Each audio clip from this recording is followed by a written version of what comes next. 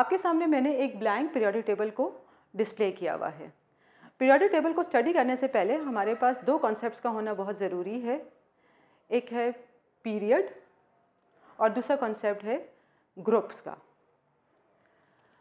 Group vertical lines, ये जो vertical lines हैं इनको ग्रुप्स कहते हैं। सो जितनी भी वर्टिकल लाइंस हैं ये सब वर्टिकल लाइंस, इनको हम ग्रुप्स कहेंगे। हॉरिजॉन्टल रॉज, हॉरिजॉन्टल लाइंस, ये इनको पीरियड कहते हैं। पीरियोडिक टेबल को ग्रुप्स एंड पीरियड में डिवाइड किया गया है। वर्टिकल लाइंस ग्रुप्स कहलाती हैं, हॉरिजॉन्टल लाइंस पीरियड कहलाती हैं। अब ग्रुप्स को भी दो फैमिलीज में डिवाइड किया गया है, A family and B family. Groups को शो करने के लिए हम रोमन नंबर्स का इस्तेमाल करते हैं। मिसाल के तौर पर ये ग्रुप 1A है, इसके साथ में ग्रुप 2A, ये 3rd A, 4th A, ये 5A है, इसके साथ फिर 6th A, 7th A और ये 8th A है। अब बी फैमिली क्या है? ये जो सेंटर में आप रॉज देख रहे हैं ये बी ग्रुप है। बी ग्रुप भी कह सकते हैं, बी फैमिली भी कह सकते हैं इसको। बी ग्रुप के जो एलिमेंट्स हैं इनको ट्रांजिशन एलिमेंट्स कहा जाता है।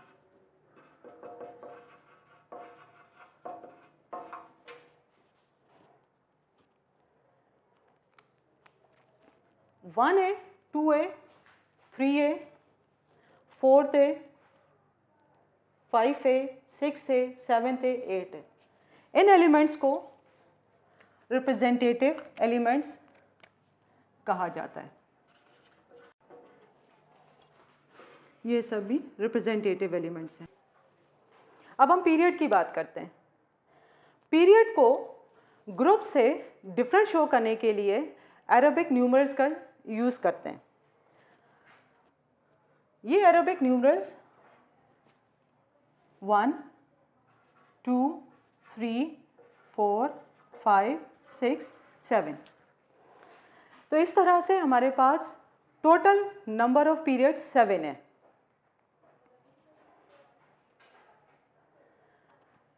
पीरियोडिक टेबल को ब्लॉक्स में डिवाइड किया गया है। So there are 4 blocks in the periodic table. ये ब्लॉक्स कौन कौन से हैं?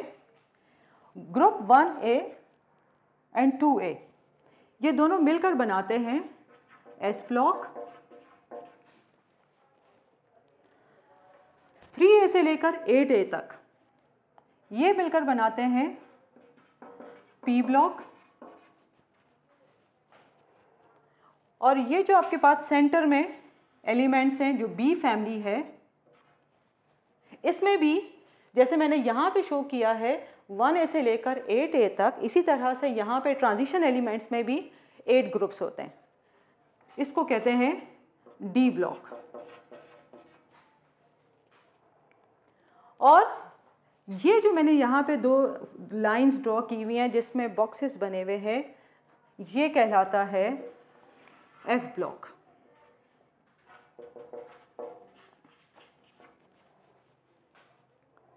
F ब्लॉक, ये जो लाइन है ये रिप्रेजेंट करती है लेंथेनाइट सीरीज को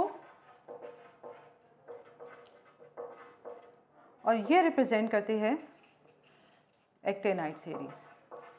सो इस लाइन में जो एलिमेंट्स होंगे उसको हम कहेंगे कि ये एलिमेंट्स लेंथेनाइट सीरीज से बिलोंग करते हैं।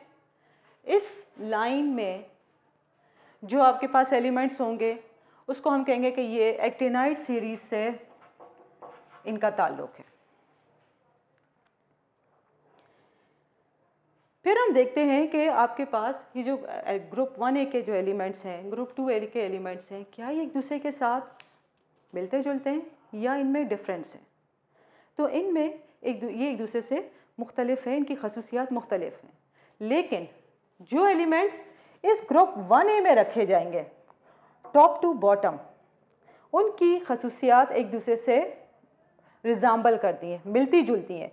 इसलिए जो एलिमेंट्स एक दूसरे से खसूसियात में मिलते जुलते हैं उनको एक ग्रुप में रखा जाता है।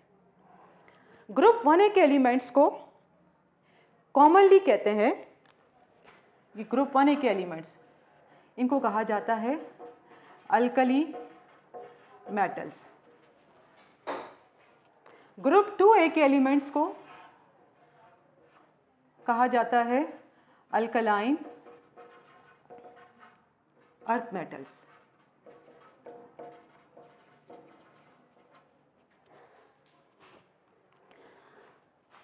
ग्रुप 7A के एलिमेंट्स कहलाते हैं हैलोजेंस।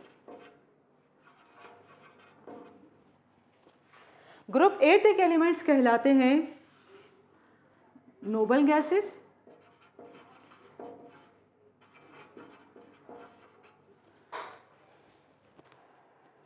तो व्यूअर्स, आपने देखा कि किस तरह से एलिमेंट्स को पीरियोडिक टेबल की फॉर्म में अरेंज किया गया है, फिर उनको ग्रुप्स की शक्ल दी गई, उनको पीरियड्स की फॉर्म में एक्सप्लेन किया गया, और किस तरह से एलिमेंट्स को SPD ब्लॉक में डिवाइड किया गया है।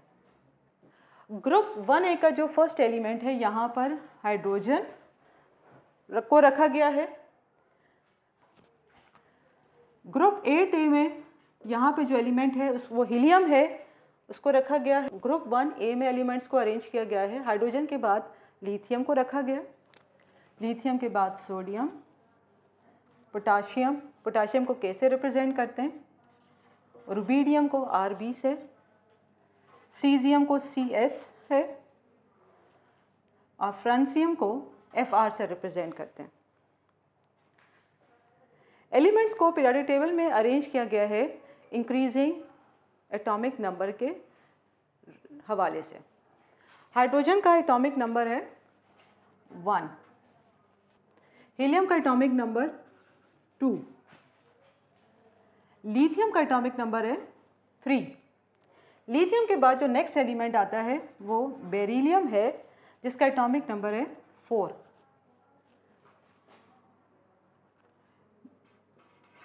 बोरॉन, जिसको रिप्रेजेंट करते हैं B से, इसका एटॉमिक नंबर है 5। ग्रुप 4 में A में आता है कार्बन, जिसका एटॉमिक नंबर है 6। नेक्स्ट एलिमेंट आता है नाइट्रोजन, जिसका एटॉमिक नंबर है 7। ऑक्सीजन का एटॉमिक नंबर 8 है। फ्लोरीन का एटॉमिक नंबर 9 है। नियॉन का एटॉमिक नंबर 10 है।